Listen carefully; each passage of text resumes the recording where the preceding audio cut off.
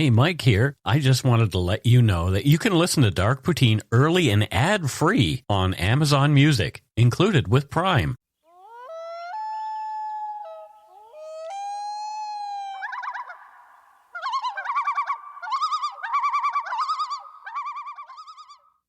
Welcome back to Dark Poutine. I am Mike Brown. Across the table from me is Matthew Stockton. Hello, Matthew. You jumped right into that. I did. I was just sitting here. Yes. Oh, we're recording. I need to get you more things to doodle with because you like to doodle while we I doodle talk. while we talk. Yeah. But I'll use some donut money to get you a notebook. We have actually a ton of notebooks here that I'll just give you one to use. I'm the Alphagetti doodler.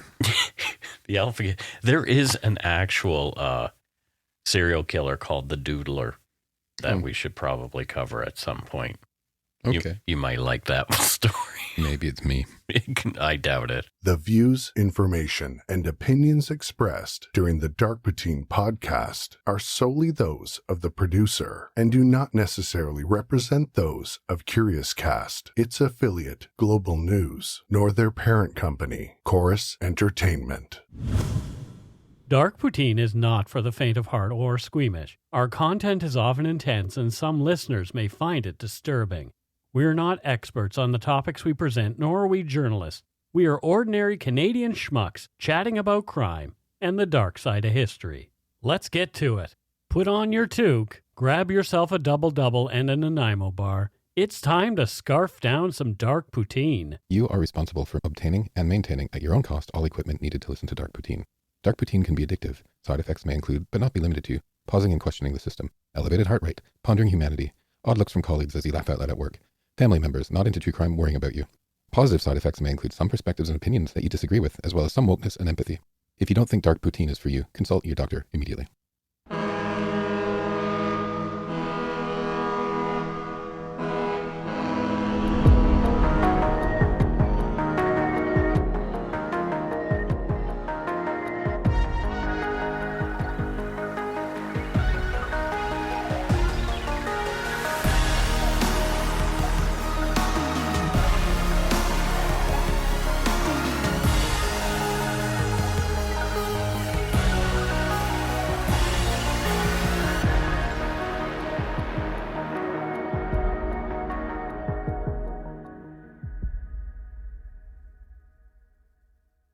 On March 26, 1997, police found the bodies of 39 members of a religious UFO cult known as Heaven's Gate in an 830-square-meter home in Rancho Santa Fe, a San Diego suburb. All, including the group's leader, Marshall Applewhite, had died in a ritualistic act of mass suicide.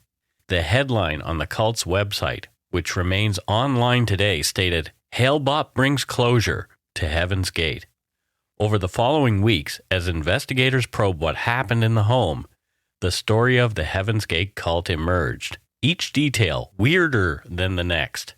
I wrote about this story in part 3 of my book, Murder, Madness and Mayhem. I have always wanted to cover this on Dark Poutine.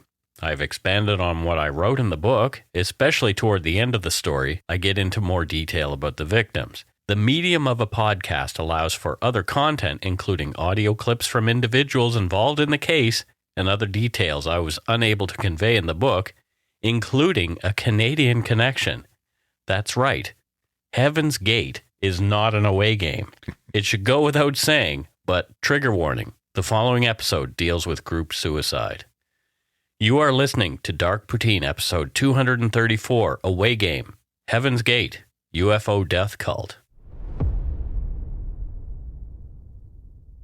Human beings have always been fascinated by what we observe in the night sky. We've been giving names and meanings to the twinkling shapes overhead for thousands of years. Rare sightings of objects in the sky, like comets, were considered to be bad omens, a sign that the gods were displeased. Ancient civilizations blamed comets for many misfortunes, including plagues, crop failures, fires, and the downfall of empires. Our scientific understanding of astronomy has been a more recent development. With the advent of more powerful telescopes and other means of analysis, we understand that a comet is simply a massive, dirty ball of ice hurtling through space on a predictable orbit around our sun. As a comet approaches the sun, it begins to melt and gases and dust trail behind it, creating what is commonly called a tail. Even with all the scientific knowledge available, in 1910, when Halley's Comet was due to pass, some people were fearful about what might happen when it came close to the Earth. Many worried people bought comet insurance and anti-comet pills from con artists who had whipped them into a panic, claiming deadly gases from the comet would envelop the planet and destroy those who left themselves unprotected.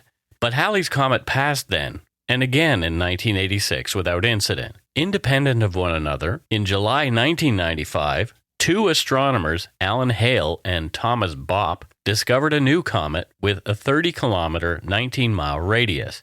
It was much larger and brighter than Halley's Comet, and in May of 1996, the newly named Hale-Bopp Comet became visible to the naked eye. As Hale-Bopp made its way across the night sky, people with unusual beliefs came out in droves. Some of them believed Hale-Bopp was a special message to the universe, while others felt it was a sign that otherworldly beings were visiting us. Also in 1996, as Hale-Bopp was high above the Earth, the comet became a popular topic on the late-night radio host Art Bell's nightly talk show, Coast to Coast AM. Bell broadcast from his double-wide trailer in the high desert in Pahrump, Nevada, not far from the mysterious and storied Area 51 that Matthew and I just recently visited. The nightly program was an excellent place for supernatural and paranormal nerds to get their fix of weirdness. Art Bell's show covered conspiracies around the Hale-Bopp Comet on multiple programs. One of the call-in guests on Art Bell's show on November 14, 1996 was Chuck Schrammick, an amateur astronomer, conspiracy theorist, and radio announcer on KTRH out of Houston. Among his many weird beliefs and conspiracy theories, Schrammick claimed the government was performing experiments on humans using chemtrails from aircraft. He was also a moon landing denier and once reported that Jackie Onassis was secretly married to Captain Kangaroo for almost 12 months. Oh, I know this makes you crazy, this stuff. Well, it's, there's so much energy that's spent on this ridiculousness. Yes. Right? But in the meantime, we have real world issues out there that need to be addressed. Yeah, like climate change. And things that are like clear and in front of us. Yes.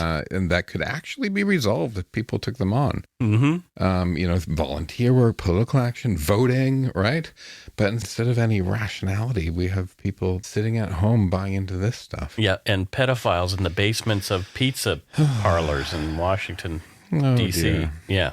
Art and his guest, political science professor Courtney Brown, a proponent of remote viewing, talked with Schrammick about a photo he had taken that evening, which he claimed showed a Saturn-like object near the comet.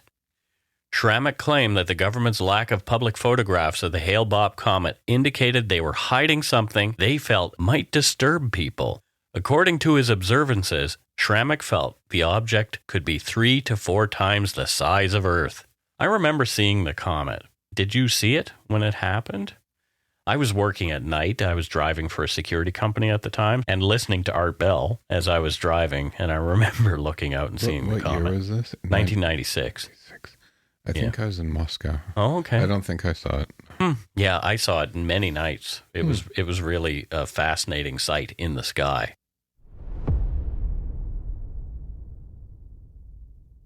Art and Professor Courtney Brown looked at the photo and stated that others in their community reported seeing a similar thing near the comet. Brown said that he and 3 pairs of remote viewers began probing the anomalous object. Brown claimed the remote viewers saw a humongous vehicle near the comet that was under intelligent control and contained both natural and technological structures. He further claimed a message was being sent directly to a main guy on Earth from beings in the object. That main guy could have been President Clinton, but Brown and the remote viewers were not sure. The vehicle, the professor said, was on a mission to awaken humanity to a new level of consciousness. The mainstream media picked up on the story, and expert astronomers from NASA and the Jet Propulsion Lab went to work debunking the photos while conspiracy theorists cried cover-up. Art Bell had Schrammick back on the show on December 6, 1996, this time with alleged UFO abductee and author Whitley Strieber. He wrote Communion, the book Communion, and also the terrible movie. They spoke again about the object near the comet and insisted the government was trying to suppress the important information they felt the masses were entitled to know, using circular reasoning to reinforce their claims with the show's audience. Hale Bopp and its companion became regular fodder for Art Bell's show over the next few months. I remember listening to it all. People came out of the woodwork with wild theories about the object they perceived near the comet, while others claimed to be deciphering messages coming from the extraterrestrials who were riding aboard the object. One of the people following the story closely was Marshall Applewhite Jr., the leader of the Heaven's Gate cult. He was obsessed with the story. Applewhite believed the message from the alien craft was the one he and his group had been waiting for. According to Applewhite, he was the main guy the beings were referring to, not Bill Clinton. Applewhite then began to formulate a plan that would ultimately lead him and 38 of his followers to take their own lives. The chatter from Art Bell, his guests, and the conspiracy theorists on the internet perfectly fit Applewhite's belief in a coming apocalypse. In the months leading up to Art Bell's show on Hale Bopp, Applewhite had released 2 videos that he had transcribed and posted on the Heaven's Gate website. These videos featured a wide-eyed Applewhite staring into the camera and warning that Earth was about to be recycled. He said he and his group would be leaving soon and implored others to do the same to save themselves. Next, we'll play some audio of Marshall Applewhite made in the months prior to the mass suicide. There are 3 parts, after which Matthew and I will discuss what we've just heard. Here's the first part. We're going to talk to you about the most urgent thing that is on our mind, and what we suspect is the most urgent thing on the minds of those who will connect with us. We'll title this tape Planet Earth About to be Recycled. Your only chance to evacuate is to leave with us. Planet Earth about to be recycled. Your only chance to survive or evacuate is to leave with us. Now, that's a pretty major statement, pretty bold in terms of religion, in terms of anybody's intelligent thinking. To most people who would consider themselves intelligent beings, they'd say, well, that's absurd. What's all this doomsday stuff? What's all this prophetic stuff?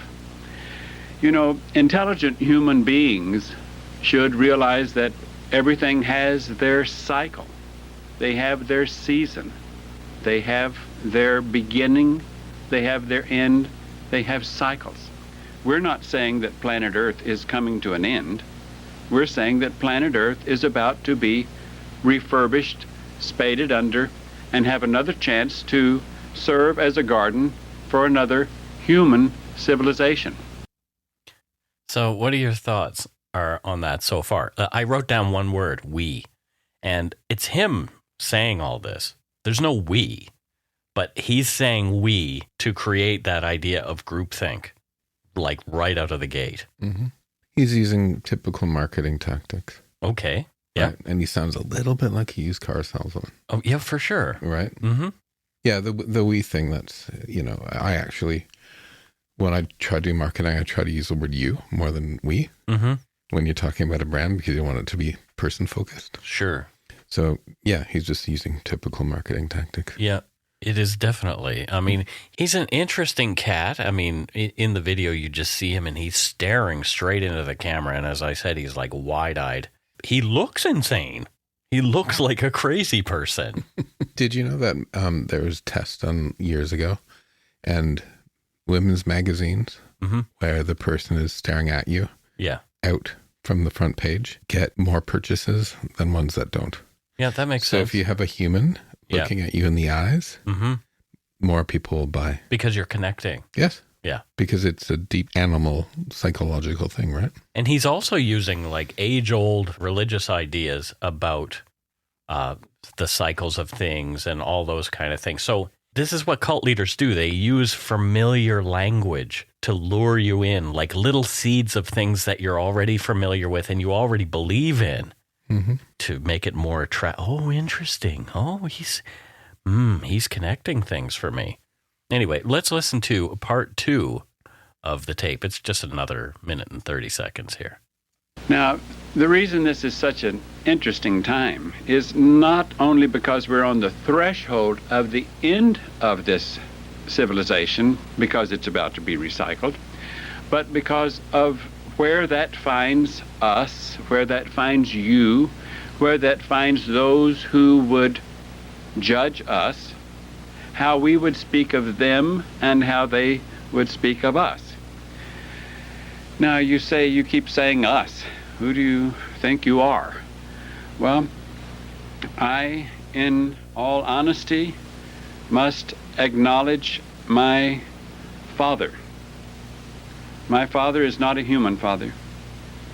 My father is a member of the evolutionary level above human, the kingdom of God, the kingdom of heaven.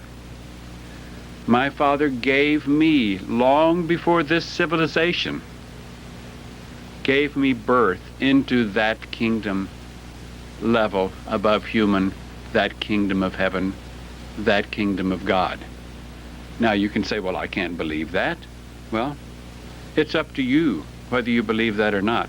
That's not important to me, even though I wish that you could believe it for your sake. For those who do believe it, stand a possibility of a future beyond this recycling time. He just set himself up as Jesus. Yep. Right? Exactly. God, the Father. Yep. Me, you know. Okay, let's play the next part of the tape. Interesting that you would pick up on that. Now you say, well, according to religious literature, I thought there was someone else that was going to come and be our Savior here at these end days.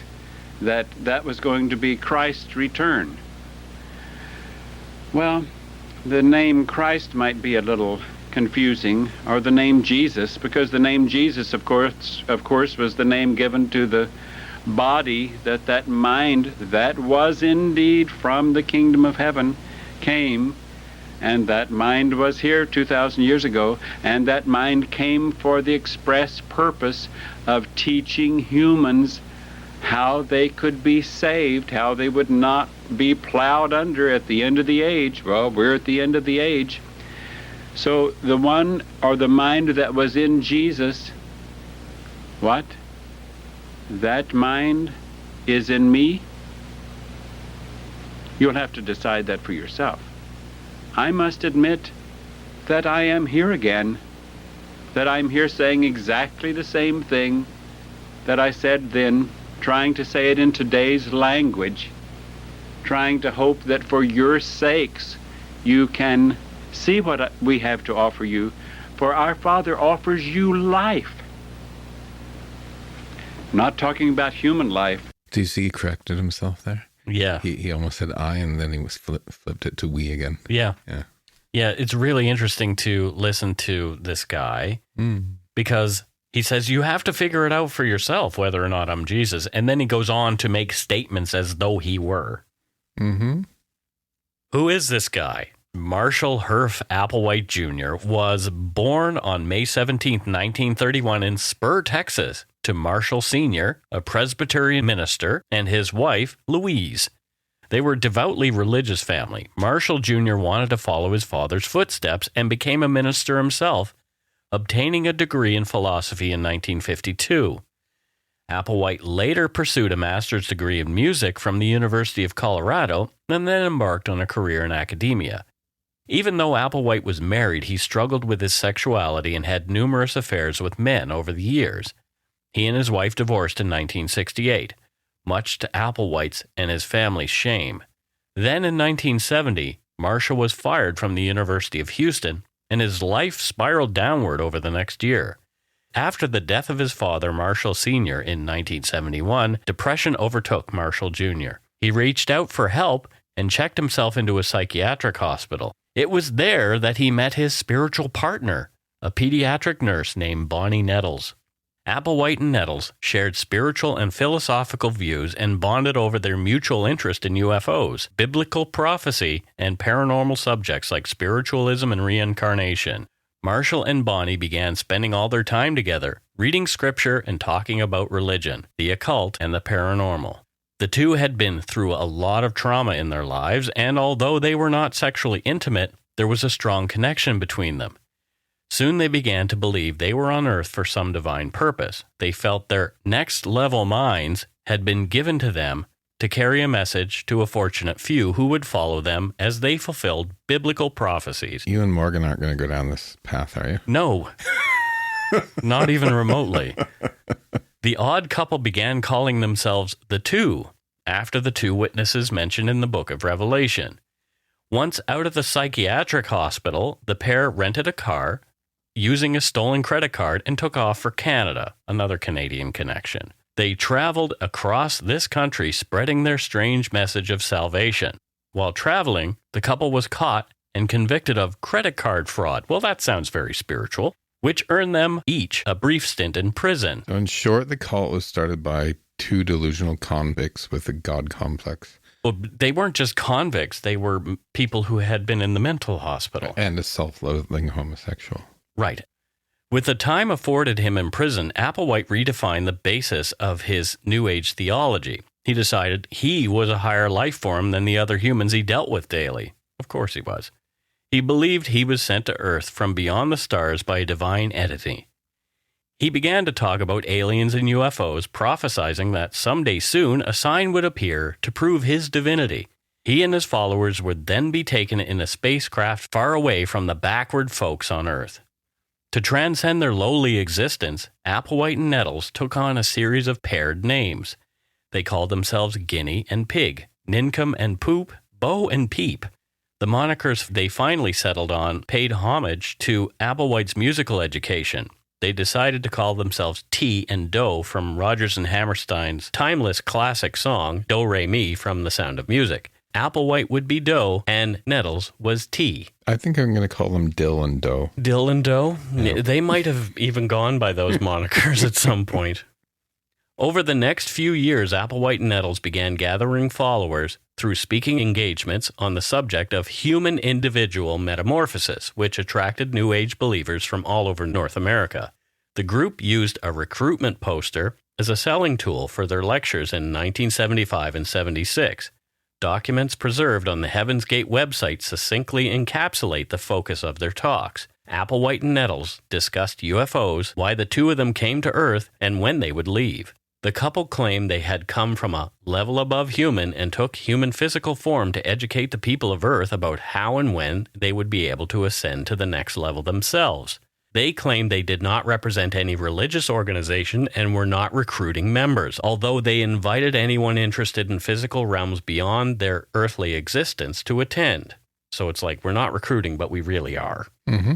When Applewhite and Nettles acquired a convert, they would pair the person with another believer and send them off to preach to the others, helping them spread their message farther and faster.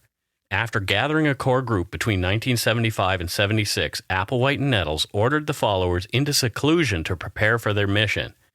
Applewhite told members they could not communicate outside the group, especially with earthbound family members who would distract them from their ultimate mission. Isolation from friends and family is a classic tactic used by cult leaders to remove outside influence and brainwash followers, and for Applewhite it worked very well as a way to control his group.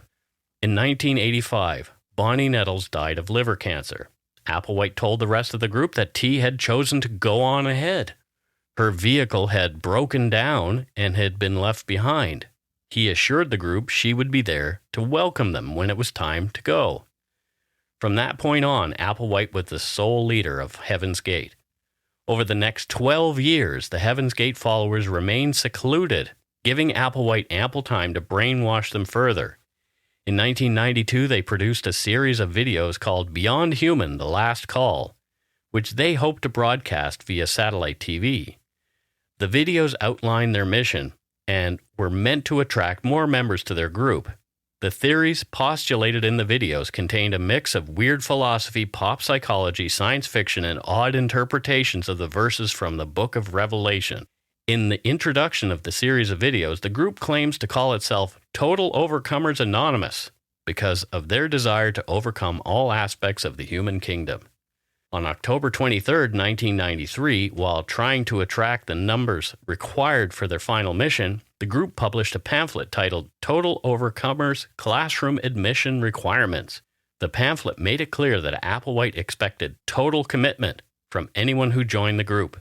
This pamphlet is full of red flags for anyone who has an understanding of how cults work. Some of the most concerning passages, including the following. Potential members were to obey without question.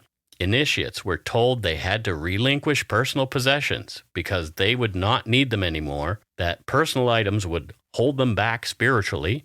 Those possessions, of course, were turned over to the cult.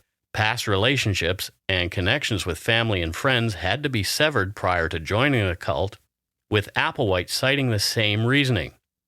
Initiates were assured that their families would be looked after by the higher beings in the next level. So I think those are red flags, not just for anyone who has an understanding of how cults work, but anyone who actually has the skill of critical thinking. Well, yeah. Because it is a skill, Yep, right? totally. You have to actually learn to think critically. Mm-hmm.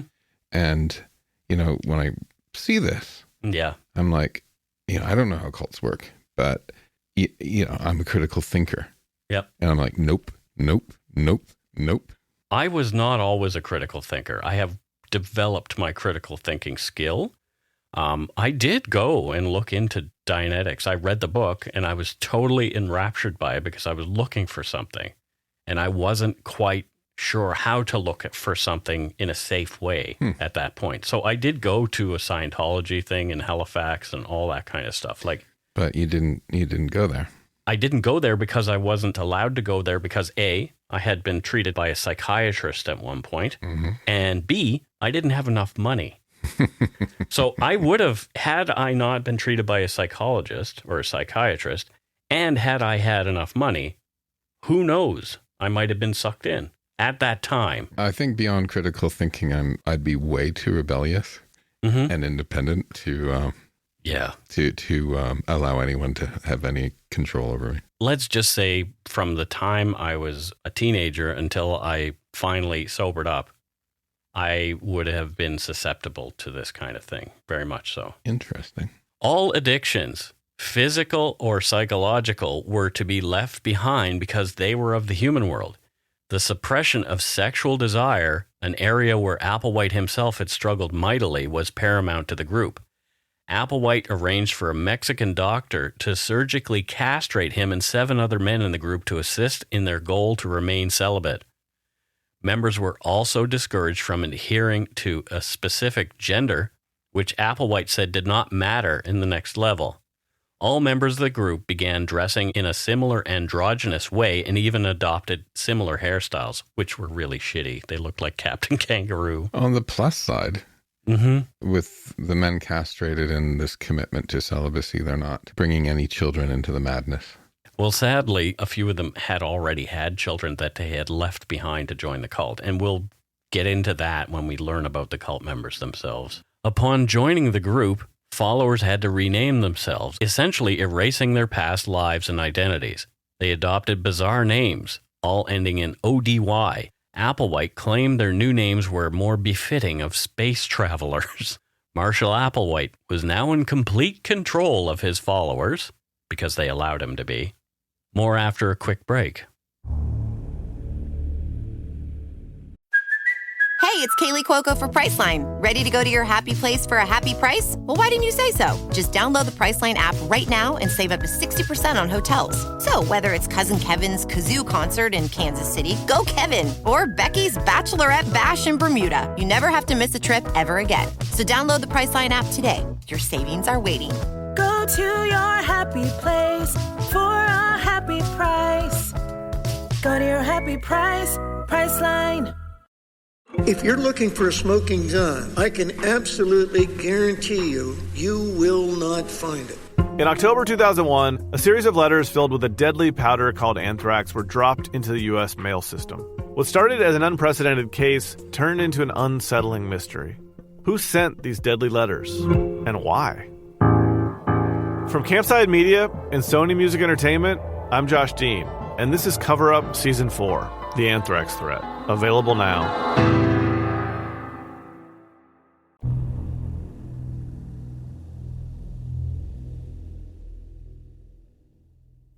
Okay, Matthew, we're back. What are your thoughts so far? You've been excited to foist this one on me, haven't you? Yes. Because it gets my my ire up. Yes, it definitely does. Because and we'll talk a little bit, I think, at the end about cults. Mm-hmm. But I'm glad you actually added something in there, right? Like he did take control, but they gave it. Yeah. Right. Yeah. And there's a really big discussion that neither you nor I would probably get to the bottom of victimization or not. Mm-hmm. Right. And I think there are different kinds of cults. Right. This one is a tough one because you don't want to judge somebody who is led down the garden path and ends up the way that these people end up. Like I don't feel it's my place to judge them. Mm-hmm. I really don't. But at the same time, I know everything after Bud is bullshit.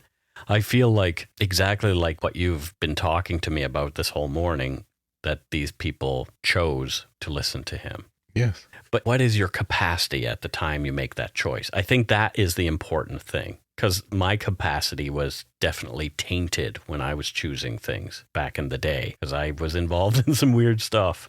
Yeah, I mean, I think I'm a bit more of a rationalist than you are, I think, in some ways. I'm definitely a dreamer. And I'm a bit more of a old school, pull yourself up by your bootstraps sort of person. Yeah, I'm definitely not that. Right? And, oh my God, you should hear what my husband said just as I was leaving the door when I told him about what we're doing today. What did he say? How did he put it? I have no feelings for people who get themselves into that nonsense. There's enough humans in the world anyway. We can do without some of them. Oh dear, that's cold. In January of 1997, after hearing about Hale-Bopp and its companion object on the Art Bell show, Applewhite began planning for the group's departure. That same month, one of the group members, a man named Rio D'Angelo, known as Neody, felt compelled to leave because he had work to do in the outside world before embarking on the journey to the next level. Okay. D'Angelo became a web designer and stayed in contact with the group via email. Wait. Let me jump in here, Mike. What? He felt compelled to become a web designer? Yes. Okay, go ahead. Sure. Okay. I was a web designer, man. I know there's nothing wrong with being a web designer, but like the cult and like the afterlife. Oh, but no, that was how I'm compelled to be a web designer. Applewhite had surrounded himself with people who were computer savvy because it helped him to get his message out. That's what all their websites were about. But the website is hilarious. It's so 90s. It's still up. Yeah, we'll talk about that. So D'Angelo stayed in contact with the group via email. He never entirely cut off contact, and that left 39 members of the cult, consisting of Applewhite and his 38 recruits. Of those remaining with Applewhite, 21 were women, 17 were men, ranging in ages from 26 to 72. Despite the fact that reputable scientists had quickly debunked the photos on Art Bell's website that claimed to show Hale-Bopp's mysterious companion, Applewhite carried on with his plans. The cult members began recording their goodbye messages on video and prepping for their departure. Their faces in the video seemed joyous, and their parting words were thoughtful. A public message was also released on the Heaven's Gate website. Quote, "Whether Hale-Bopp has a companion or not is irrelevant from our perspective. However, its arrival is joyously very significant to us at Heaven's Gate. The joy is that our older member in the evolutionary level above human, the kingdom of heaven, has made it clear to us that Hale-Bopp's approach is the marker we've been waiting for. The time of arrival of the spacecraft from the next level above human to take us home to their world in the literal heavens. Our 22 years of classroom here on planet Earth is finally coming to conclusion. Graduation. from the human evolutionary level. We are happily prepared to leave this world and go with T's crew. See what they've done there? So I have my marketing hat on, right? Yes. And I can see sort of, okay, you've launched something. Yeah. You've launched a brand. You've launched a message. Yeah. You've got an insight or some new information that you missed before, i.e. the companion spaceship isn't there. Right. And so you scramble and the committee says, okay, we have to do a message. We have to address this. Okay, we'll address it. Well, it's relevant or not from our perspective if it's actually there. That was the fundamental element of the story. And that. But now they're saying that Hail Bop is the fundamental element. Yeah. That brand's going to fail. Okay. Well, it did. Hail Bop would travel closest to Earth on March 22nd, 1997. So on March 21st, the group celebrated their impending graduation with their last meals. As the comet glowed in the sky above them, the group ordered identical takeout meals from a nearby Marie Callender's restaurant in Rancho Santa Fe. They feasted on turkey pot pie, blueberry cheesecake, and iced tea. Now, I do like me a good pot pie, Mike. Mm-hmm. And yeah, blueberry cheesecake, even though I prefer raspberry, my favorite thing. Yeah. Right?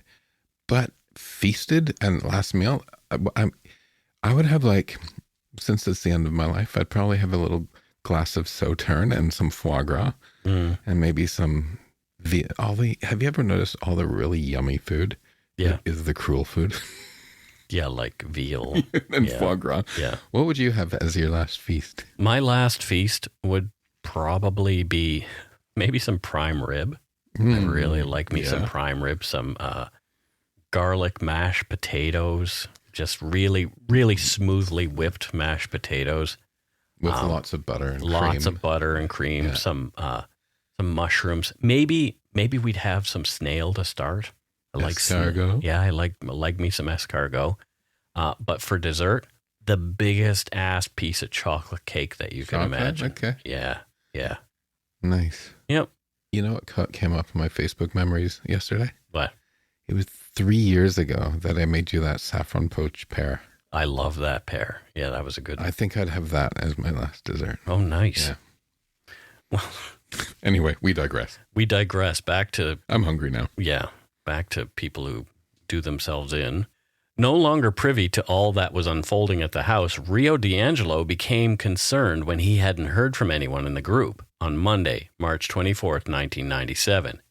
They were always prompt to reply to his emails, and that's when he began to suspect that his friends might have moved on to the next level without him. 2 days later, Rio's fears were confirmed when he received a FedEx package that contained a video and a letter. The letter, later released on the Heaven's Gate website, said, "By the time you read this, we will have exited our vehicles."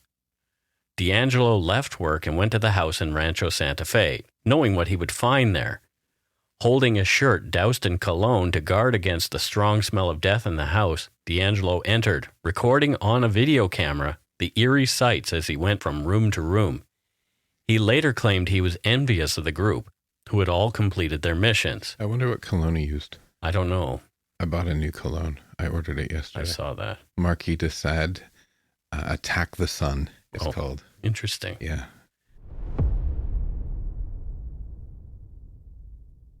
Every member of the Heaven's Gate cult in the house was dead. Each of them was found lying on a bed or cot face up, dressed in identical long-sleeve shirts and black sweatpants. They all wore black Nike shoes with white highlights and the swoosh logo on the side. Each person wore an armband with a patch that read, "Heaven's Gate Away Team." It was later determined that the group had worked in shifts over 3 days to complete their group suicide. 2 groups of 15 people, one on Saturday and one on Sunday, took their lives first. On Monday, the last 9 members of the group ate a concoction laced with between 50 and 100 phenobarbital pills and vodka and placed plastic bags over their heads. As each group of people died, the remaining followers removed the plastic bags from their heads and put purple shrouds over their faces. After his discovery, D'Angelo made an anonymous 911 call. Dispatchers received the call at about 1:30 p.m. And we have about 16 seconds of that call here. Hello? Yes, I need to report an anonymous tip. Who do I talk to? Okay. This is regarding what? This is regarding a mass suicide, and I can give you the address. So he goes on to give the address. It was marked as a welfare check, so it isn't considered a high priority call. Deputies didn't respond until about 3 p.m. after another call came in from Beverly Hills Detective Sergeant Mike Corin. Someone, either D'Angelo or his boss, called the police too. Ensenada Sheriff's Deputy Robert Bunk arrived at 18241 Colina Norte and discovered the 39 bodies. There were no signs of forced entry into the residence, no evidence of struggle or violence, and none of the bodies showed any signs of traumatic injury. They were just lying there, face up on their mattresses and cots throughout the house, including all 7 bedrooms. Later, at a news conference, deputies Robert Bunk and Laura Gasek said that the scene seemed eerily serene. Do you remember those photos? Yes, I absolutely do. And there was a serenity to them, oddly, because everything matched, right? But it's one of the most famous cultural images, right, of the 90s is the picture of the legs with the Nike shoes underneath the blankets, right? Yep. And I read that when I was preparing for this, that Applewhite actually liked Nikes. And there was a saying in the cult, just do it instead of just do it. Oh, dear. They actually use that. I'm not making a joke. Yeah, I know. And I guess Nike had went into crisis mode. Like, they didn't actually respond to any calls for a comment, but what they did was they quickly and quietly discontinued the line. And now you can actually, I looked it up today, on eBay, Google super rare mint condition Nike Decade Heaven's Gate sneakers size 15 for $5,062.22 Canadian plus $17.79 shipping. You'd think they would throw the shipping in for $5,000. You know, wow. And it's size 15. Yeah, like who has those size flippers? It's like, Nike's for Bigfoot. I'd like to meet them though. Yeah. Oh dear. As well as their odd makeshift uniforms of black Nikes with the white swoosh, black sweatpants, and long sleeve shirt with the Heaven's Gate away team patch, there were other strange similarities. From FBI documents, quote, all bodies had short hair and a gold band on the left ring finger. Each body was accompanied by a passport or other identifying documents. The statistics of the victims reported early on by San Diego County Sheriff Bill Colander and the county medical examiner. 21 women ages 28 to 72, 18 men ages 29 to 66, 2 blacks, the others white, possibly some Hispanics. Most were in their 40s, one with a Canadian birth certificate, the rest had U.S. birth certificates or U.S. driver's license. There were 10 with New Mexico driver's licenses, 9 with Texas driver's licenses, 4 with California driver's licenses, 4 with Colorado driver's licenses, 3 with Arizona driver's licenses, 3 with a Utah driver's license, 1 with Washington driver's license, 1 with Florida driver's license, an Ohio driver's license, and 1 with a Minnesota driver's license. There was 1 international driver's license and 1 with no driver's license, Marshall Applewhite, so he couldn't drive a car. We'll name the victims later and give a brief biography of each, expanding on, of course, the Canadian victim, a woman named Erika Ernst. This is again from FBI documents. 37 bodies were partially draped with triangular pieces of purple cloth. The top point of the triangle covered the head of each body, with the other 2 points extending coverage from the shoulder to shoulder. The arms of these corpses lay by their sides, and each body had an individual small tote bag alongside, containing various personal items. 2 female bodies had plastic bags covering their heads, with their hands clutching the bottom of the bags. And so these 2 were presumed to be the last to have exited their vehicles, dying by suicide after the other 37 did their thing. Each of the 39 decedents had identification on their body to include such items as individual social security account number, driver's license, passport, and date of birth. In the northwest bedroom of the house, investigators from the San Diego Sheriff's Office discovered several cups containing an orange liquid, accompanied by pill bottles with the labels partially scraped off. Preliminary tests indicated that the liquid contained Vicodin, a painkiller that contains a combination of acetaminophen and hydrocodone. And hydrocodone, as we know, is an opioid, or narcotic pain medication. Acetaminophen, although a much less potent pain reliever, increases the effects of hydrocodone when the two are combined. So it wasn't like a Jim Jones thing. Like people weren't shot, didn't have a gun held to their head. No. They actually all died by agreeing to suicide. That's correct. Okay. And because they believed what Applewhite had told them, that they were moving on to a level above human.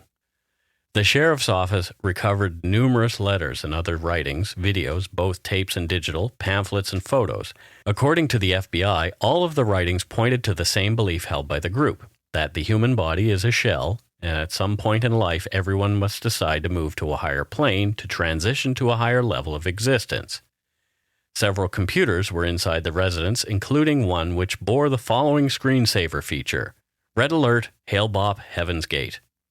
From CNN, quote, inside the house, investigators found a document that may shed light on the way the suicides, which appear to have occurred over several days, were organized. Labeled The Routine, the document outlined a process by which a group of 15 people would kill themselves, assisted by 8 other people. Then a second group of 15 would die, also assisted by 8 people. Given that 39 victims were found, that would have left a final group of 9, end quote. It did not take long before the media caught wind of the story, and news helicopters began buzzing around the house as police carried out body after body. The names of the 38 victims finally came to light. I say that there are only 38 victims as the cult's leader, Marshall Herf Applewhite, was author of the mass suicide. In all probability, none of the others would have died by suicide at that time were it not for Applewhite's delusional preachings. The people who died were not lunatics, far from it. They were everyday folks who were looking for a better life. Applewhite somehow was able to convince them, as is the case with many charismatic cult leaders, that his way of life would be the way of life that would save them. The dead were John Mickey Craig, 62, a real estate developer. Craig was known as Ethereal Brother Logan and was Applewhite's trusted second in command. He left to drive another friend to meet Applewhite and Nettles at an airport in 1975. He never came home, leaving behind his bewildered wife and their 6 children. He took with him their vehicle he was driving, a Chevy Blazer, a single change of clothes, and the cash he had in his pocket. The couple were divorced in 1977 after having never spoken again. He did meet his children for a brief visit in the mid-'80s, but some of his younger children did not remember him at all. Julie Montagnier, 45, was Marshall Applewhite's personal nurse. She joined the cult in the mid-'70s after her father died of cancer and her best friend drowned. After joining a number of communities along the east coast of the U.S., she met Applewhite. She was lost to her family soon after. Judith Rowland, 50, left her family suddenly after being recruited into the cult by her mother Lorraine, who later left. In 1975, after having been married for 9 years, she left her husband and 2 children behind without warning. Bob, Judith's husband, who'd also briefly been involved with Applewhite and Nettles, came home to find a note that read, "I have gone to walk with the Lord." Judith was one of Applewhite's most loyal and longest followers. Michael Barr Sando was a 25-year-old ex-paratrooper who'd served during Operation Desert Storm, the United States' first skirmish with Iraq in 1991. Sando had grown up in Abingdon, Virginia, was a class president of his high school, and was very well liked, straight-laced but fun-loving. His death by suicide and involvement in the Heaven's Gate cult was shocking to everyone who knew him. He'd only recently fallen under Applewhite's spell. 43-year-old Gary Jordan St. Louis was a computer programmer who'd grown up in Modesto, California. He'd been the junior class president of his high school, Downey High in Modesto. He was a seeker, and that natural curiosity led him to explore the existence of UFOs as well as astrophysics. Also one of Applewhite's early followers, he dropped out of Berkeley in 1974 and joined the cult with his brother Guy, who then left. Gary's family didn't hear from him until 1989, but then it was only briefly. Gary's former girlfriend, Shelley King of Hayden Lake, Idaho, received a videotape from him explaining his decision to board a spaceship to a higher place. "I want everyone who may see this to know that I have chosen to leave," he said. I want to rejoin my Heavenly Father and my classmates, the students of my Heavenly Father. Gail Renee Mater, 27, grew up in Sag Harbor, New York, and after graduating from community college with a fashion design degree, moved to California in 1991 with her boyfriend, where she opened a boutique where she sold jewelry and clothes. After meeting and becoming enthralled with Applewhite in 1993, she left her boyfriend and her business behind and joined the cult. Her family last saw her in the group's goodbye video. She said, "What we're about to do is certainly nothing to think negatively about." Darwin Lee Johnson, 42, was a musician who played guitar and sang in a Utah-based rock band called Dharma Combat. For his whole life, he had been fascinated by UFOs and aliens. He joined the cult in 1994 after attending a seminar. 58-year-old Thomas Nichols was one of two black cult members who'd been with Applewhite and the crew since the 1970s. Nichols was the brother of Nichelle Nichols, who passed away recently. She was best known for playing Lieutenant Uhura on the original Star Trek series. In an interview on CNN's Larry King Live soon after the mass suicide, Nichols said that her brother had very little contact with his family in the years since he joined the cult. "My brother was a highly intelligent and beautiful gentle man," she said. "He made his choices, and we respect those choices." She said that several years ago, her brother and some of the other members of the group had contacted her asking for information on how to get their message out to the public.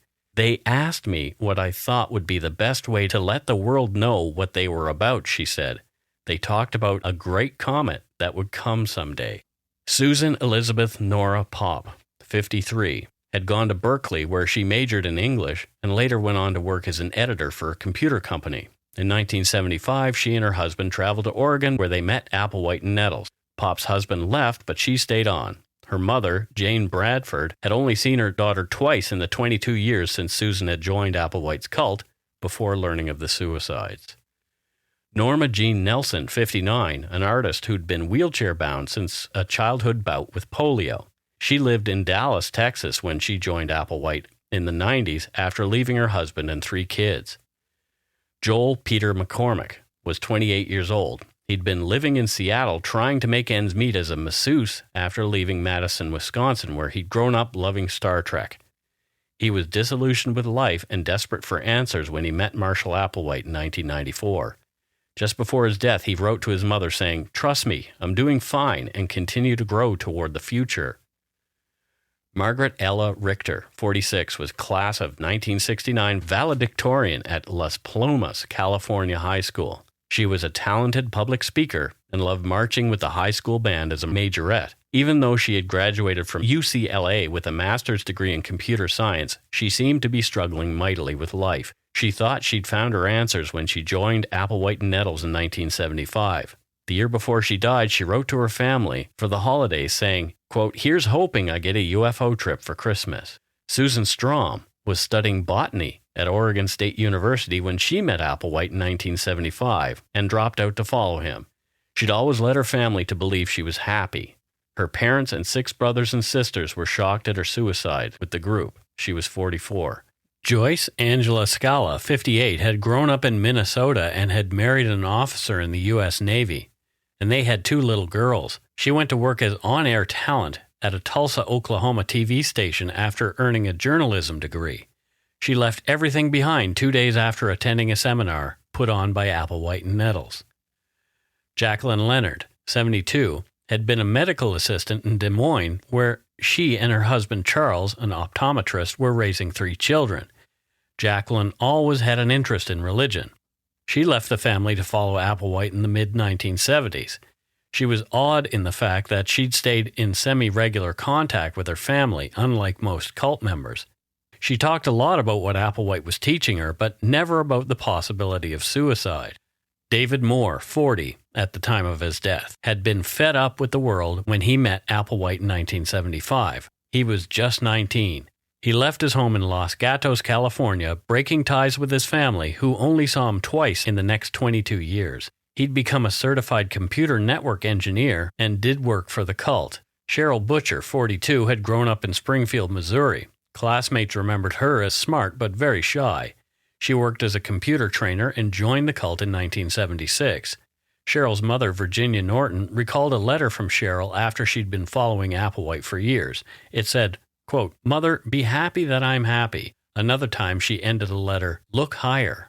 David Cabot Van Sinderen, 48, was an environmentalist who came from a wealthy family. His father had been CEO of New England Telephone. After seeing a flyer for the cult in 1976, he attended a seminar and joined right away. The last time he'd seen his family was in 1985 at a family reunion, to which David brought another member of the cult for, quote, an extra set of eyes. Quote, "While we did not completely understand or agree with David's beliefs, it was apparent to us that he was happy, healthy, and acting under his own volition," end quote, family statement said. It continued, "He always tried to reassure us not to worry about him. He dealt with us honestly, and we respected his wishes." Mary Jane Peggy Bull was 54. She'd grown up on a farm in Ellensburg, Washington. She joined the cult in the 70s. Her brother recalled thinking the whole thing sounded harmless. He continued, "But when we received a video from Peggy that had Applewhite declaring himself the second coming of Christ and that he intended to lead his flock to redemption, I got a real bad feeling then," end quote. Suzanne Sylvia Cook, 54, joined the cult with her husband Nick after leaving their 10-year-old daughter with friends, explaining to their daughter by way of a tape recording that they were in pursuit of a higher purpose. Nick, an artist, left the cult in the years before the suicides. Suzanne stayed on. Nick later told People magazine that Suzanne had taken the, quote, "final leap of faith. I think she's probably on the mother craft somewhere," end quote. Jeffrey Howard Lewis was a 41-year-old masseur who'd spent time in the Navy. He spent 12 years in the cult, having joined in the 70s. He went back home to San Antonio for a time, but Applewhite's pull was too strong. He eventually returned to the cult that he felt was the only thing that had ever given his life meaning. Lucy Eva Pescio was a 63-year-old computer trainer. She grew up in Pueblo, Colorado, where her family said she'd been a, quote, tomboy. She'd been working for Hewlett-Packard in L.A. when she found the cult in the late 70s. Her family worried about her, but she called her sister Jean in 1989 saying, "I'm alive and I'm happy." Yvonne McCurdy Hill was 38, a U.S. Postal Service employee and the second of two black cult members who died in the mass suicide. She joined the cult in August of 1996 with her husband Steve, leaving their children behind with family. Steve soon felt something was very wrong and left the cult. Yvonne had stayed on. Steve had tried to extract Yvonne from the cult until her death with the group in March 1997. Lindley Earhart Pease was a 41-year-old car salesman who'd grown up in Hampton Beach, New Hampshire.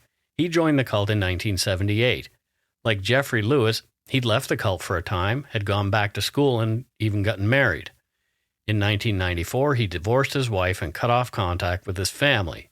His sister only learned of Lindley's return to the cult after being notified of his death. Robert John Arancio was a 45-year-old artist who was born in Brooklyn, New York, but soon moved with his family to Miami, Florida.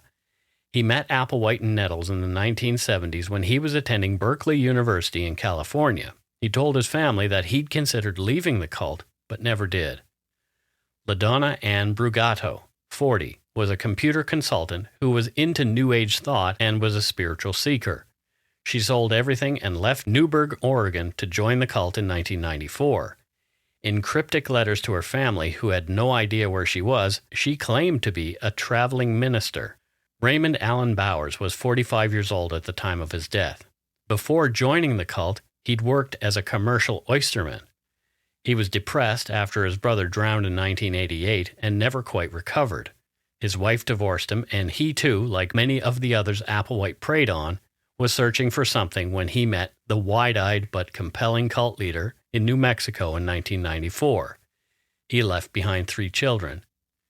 Denise J. Thurman was 44 when she died with her fellow cult members.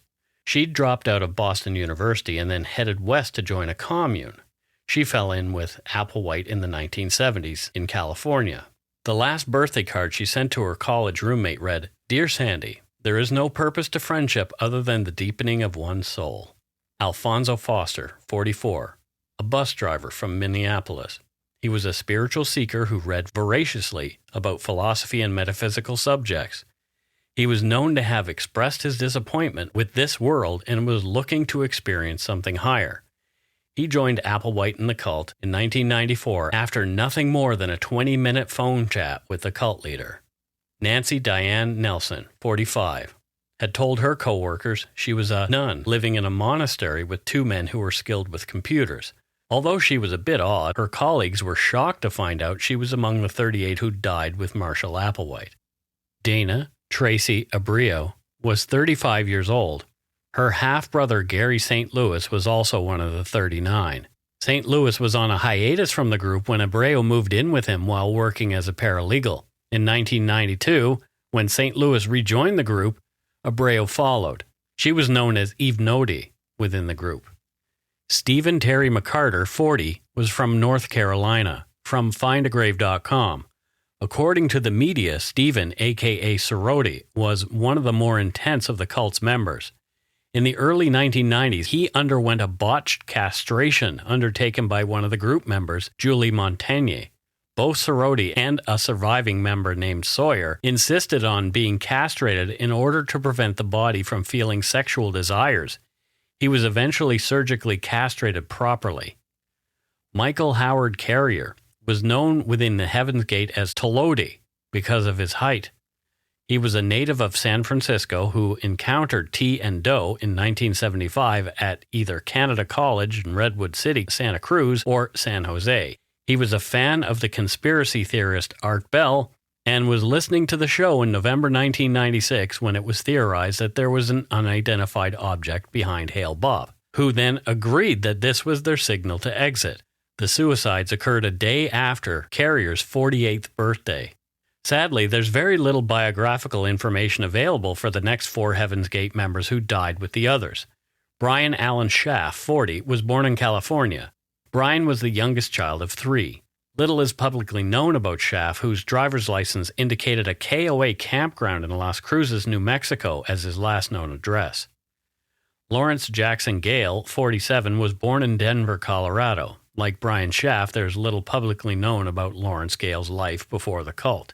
Betty Eldry Schiegelberg Deal was 63 when she died in the Rancho Santa Fe death house.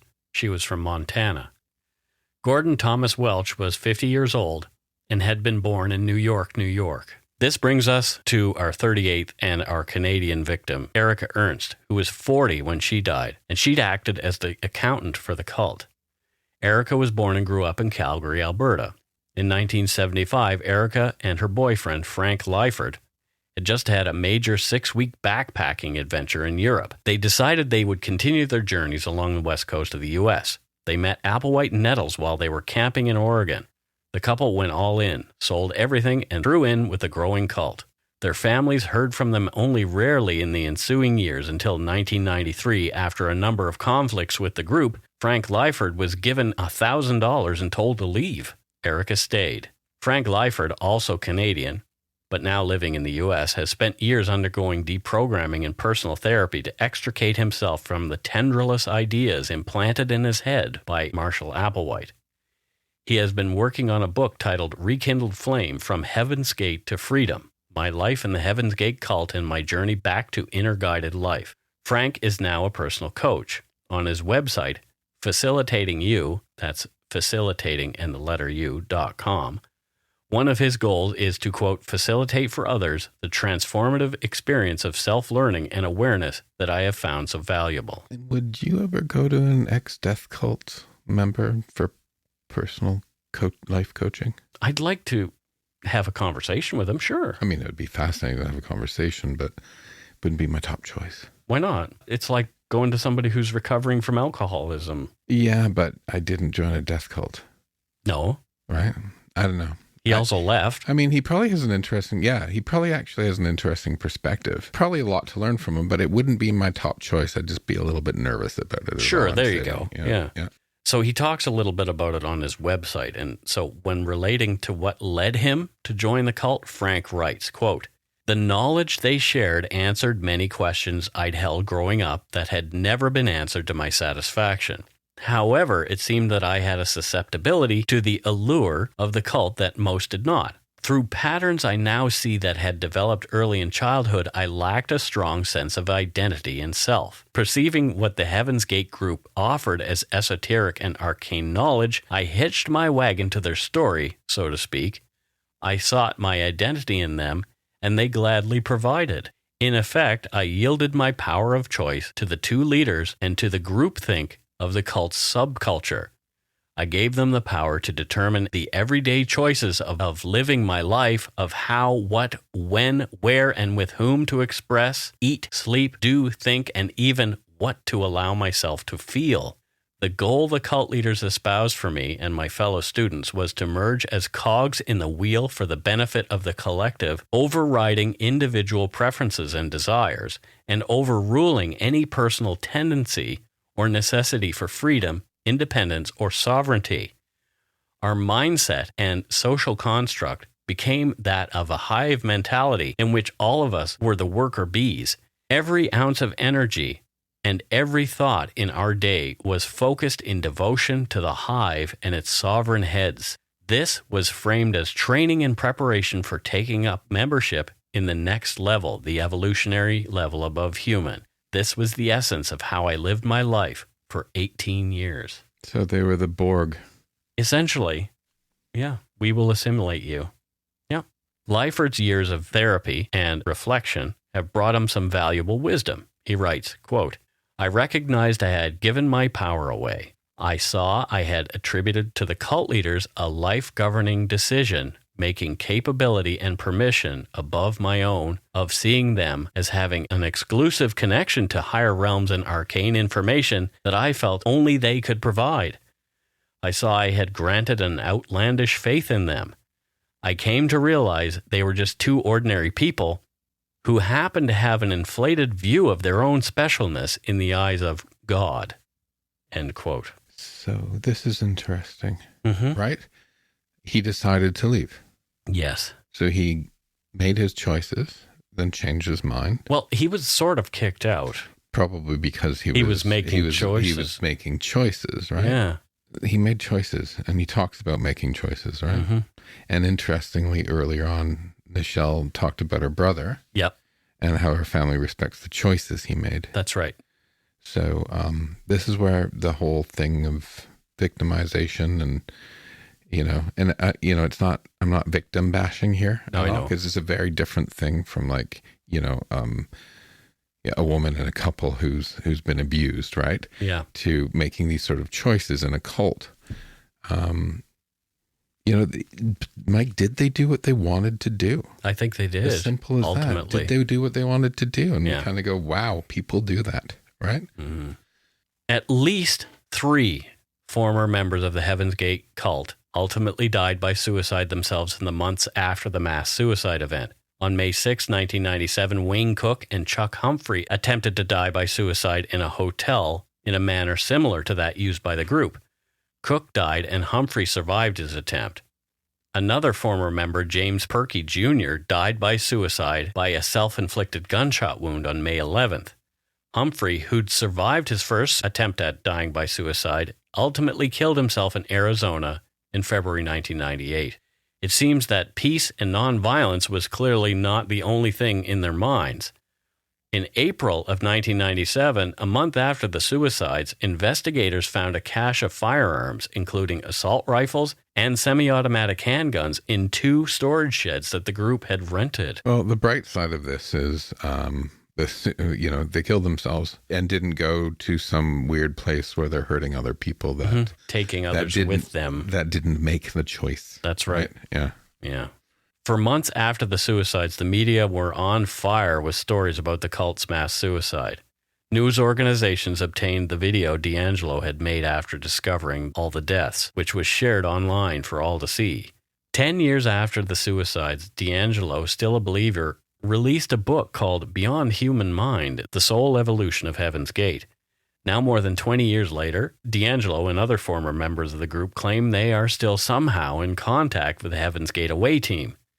D'Angelo, now with a changed identity and in shadow, told ABC News' Diane Sawyer He doesn't get direct messages from Applewhite and Nettles, but it's more like a feeling. It's a feeling. So still delusional after, what, 20 years? 25 now. He hasn't like cracked onto that critical thinking or understanding of what really happened. Some people don't. It's incredible.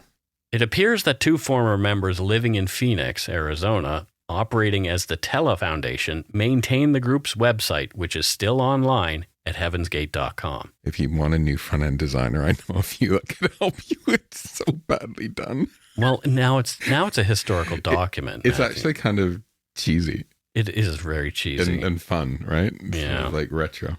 Perhaps you're involved in something that may be a cult. There are a number of online sites that can help you, especially those that might determine whether you're involved in a cult or not. One user-friendly test that I found was on the site cult-escape.com, and Matthew and I are going to talk about that in the after show on Patreon.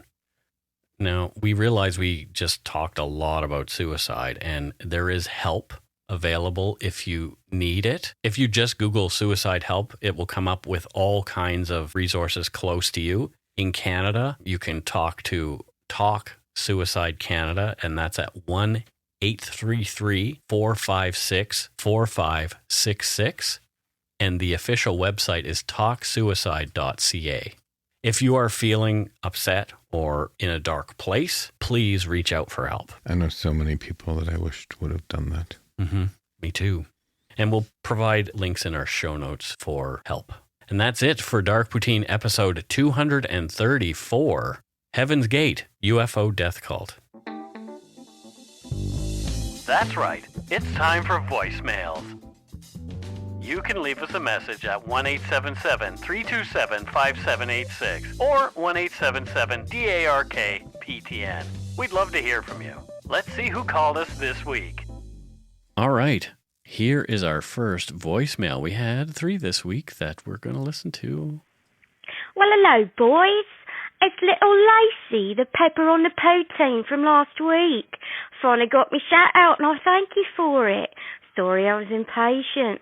I should have trusted you, boys. Anyway, greetings from Shitterton, where I'm making the mad green on the brown. Yeah, I wish.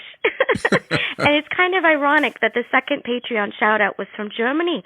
And I can't do a German accent either, Mike, but it was actually a dream I had about a German actor that inspired me to finally become a Patreon, because I'd been thinking about it for a while, and I just didn't know if I could afford it, but you know what? $1 a month I can handle. But anyway, I just wanted to call and let you guys know that each new episode you do, I find the quality is going up and up and up. I've been enjoying every episode, and each one I keep saying, oh, this is my new favorite, this is my new favorite. And I've been thinking that for a long time now. So keep up the good work, keep doing it. My love to all the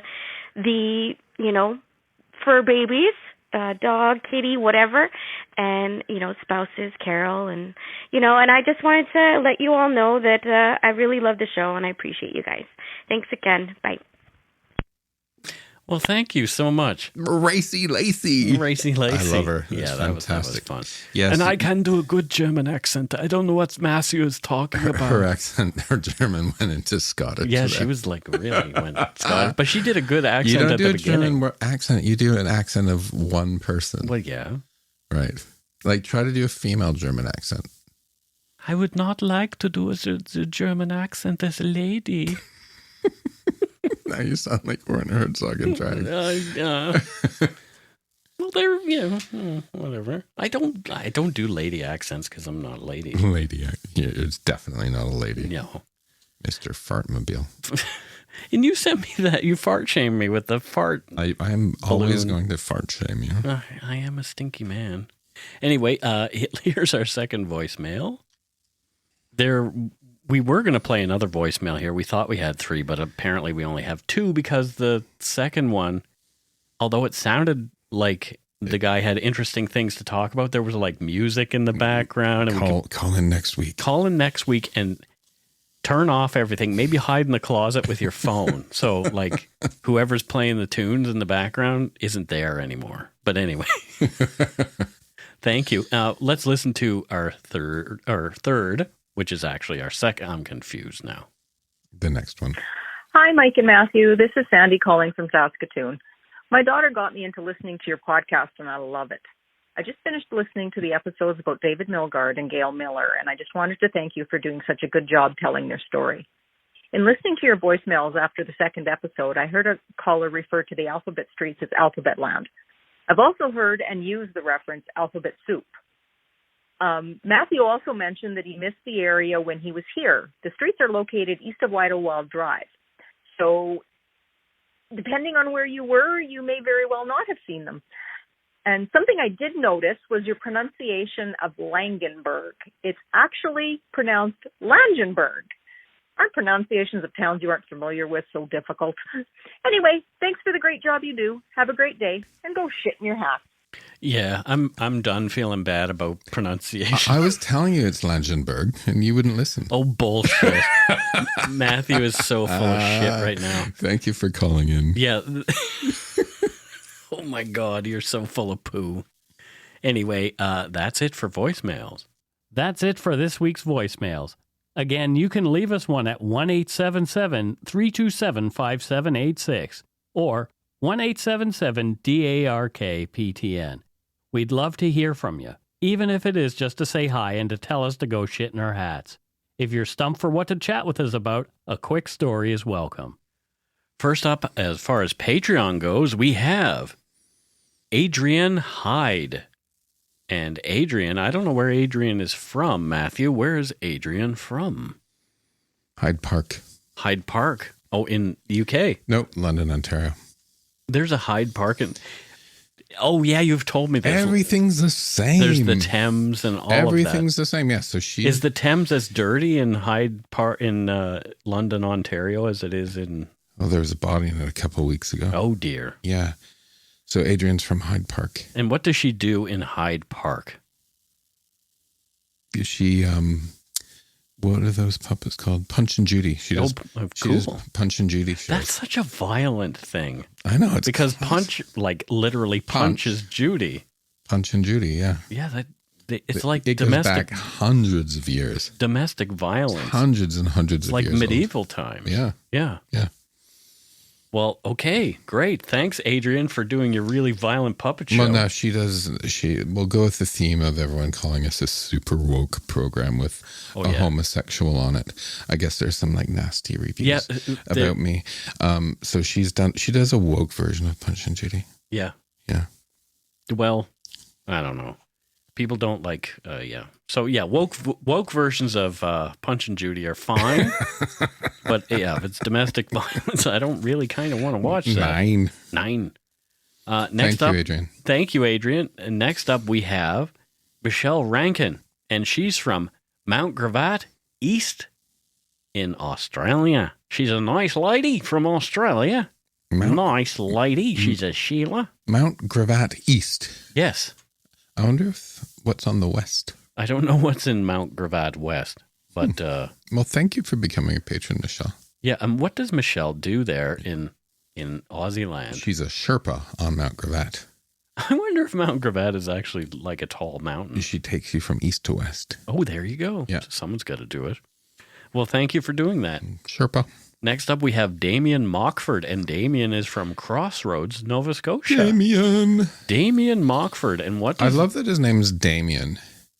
Yeah, and he's from Crossroads, and like crossroads where evil's supposed to pop up. That's correct. Like that's where what's his name did the Daniel Johnson did his deal with the devil at the Crossroads that gave him the guitar. Yeah, so playing. Damien on the Crossroads. Is it? I wonder if he's from, Crossroads is close to Cape Breton. It looks like it's really, like, sort of really close to Truro. So that's probably where he's from. Okay. My brother lives in Truro with his kitties and his wife and his, So, yeah. Well, the kids aren't really kids anymore. They're grown up. My nephew Max is 6'6". It really shames me to be short. Why does it shame you to be short? Well, I guess they're my half brothers, but both of them are over 6 feet tall. It's like, oh, look, they're giant versions of me. Giant versions of you. Oh, I love those guys. They're good. They're good eggs. I have good brothers. Well, anyway, so Damien, what does Damien do at the Crossroads, Matthew? He steals souls. Well, good for him. Yes. Somebody's going to do it. Damien, you're a soul stealer. Soul You've stealer. stolen my soul. Aw. Aw. That's You've nice. stolen my heart for becoming a Patreon. Well, he did. Yes. Next up, we have Cassandra Lusher, and she sent us some donut money and calls herself Casey, and she's from Nelson, British Columbia. Love your show, guys. Kisses for Steve. Nice. Yeah. Mwah, mwah. Nelson. On Steve's head. And now on Egg and Waffles' head. Egg and Waffles now. Who were sitting on Matthew's they lap. sat on my lap. The little kitten sat on my lap today. Yeah, they're really nice guys. And you just got to let them come to you, and they will be just great. Yes. So what does Cassandra, do up there in Nelson? Well, I know Nelson, even though I've not been there, and I know what goes on in Nelson. Uh-oh. She grows pot. Oh, good for her. She grows the marijuana. Well, there's a lot of legal marijuana. Absolutely. Have you been to Nelson? Yeah, I've been. I've seen photos, and there's some beautiful houses. Yeah. I'd like to check it out. Yeah, it's a great place. I like Nelson. Next, we have Peter Bagnato. And he didn't tell us where he's from, and his only message was one word: donuts. Are you sure it wasn't like donuts? It might be like donuts. He's from Springfield. Springfield, Illinois? Donuts. Oh, okay. How does Homer Simpson do that? Donuts. Don't. There you go. Yeah. Thank you, I don't Peter. do a good Homer Simpson, but I do a good Hank Hill. Who's Hank Hill? From... Oh, that Over the Hill, or what's it called? King of the Hill. King of the Hill. Hi, my name is Hank Hill, and I saw those two boys whacking off of a tool shed like a couple of spider monkeys. I haven't done it for a while. Spider monkeys. Oh, well. He was first introduced to us on Beavis and Butthead. Oh. So what does Peter Bagnato do in Springfield? Does he work at the nuclear plant? He does. Oh, with Homer. He does. There you go. And he does not push the button that says, do not push this button. No, he does not. Okay, good. So that's what he does. He polices the button that Homer tends to push. Exactly. Ah, there you go. Well, good. Keeping us safe. Thank you, Peter. Excellent. And next we have Adam Grofsick. And Adam didn't leave us a message, and he didn't tell us where he's from, nor what he does. So Adam, what does Adam do? He doesn't do anything, and he's not from anywhere. He's just ethereal. Oh, wow. Yeah, he's just sort of... Well, he's doing something. If he's ethereal, he's around. Yes. He just hangs around. He's present. He's present. So what he does is he's present. Yeah. And where? Nobody really knows. Kind of everywhere. Kind of everywhere. Yes. Oh, is he hanging out with our folks who are in this episode? I hope not. I think Adam could start his own cult. Oh, let's not do that. No more cults. Cult's bad. Unless it's a good cult. And that's it for Donut Monies and Cult of Steve. And Patreons. Thank you, folks. You said you wanted to do something for Patreon, but you didn't. I'll do it next week. Okay. Thanks to all our patrons and Donut Money donors, past and present, for your generosity. It helps to keep the show going. You can become a patron of Dark Poutine at patreon.com/darkpoutine. For a one-time donation, you can send us donut money via PayPal using our email address, darkpoutinepodcast@gmail.com. If you don't already subscribe to the show, it would mean a lot if you did. You can easily find Dark Poutine on Apple Podcasts, Spotify, or wherever you listen to your favorite shows. If you haven't gotten yours yet, my book, Murder, Madness and Mayhem, is available to order via a link on the Dark Poutine website. And speaking of darkpoutine.com, please check it out for show notes and other cool stuff. We'd appreciate it if you took the time to give Dark Poutine a like or a follow on Facebook and Instagram. Most importantly, thank you for listening, and tell your friends about us. Word of mouth is a powerful thing. And that's it. So until next week, don't forget to be a good egg and not a bad apple. Don't be a bad yablika. A yablika? What's a yablika? Russian for apple. Oh, well, there you go. Those Russians.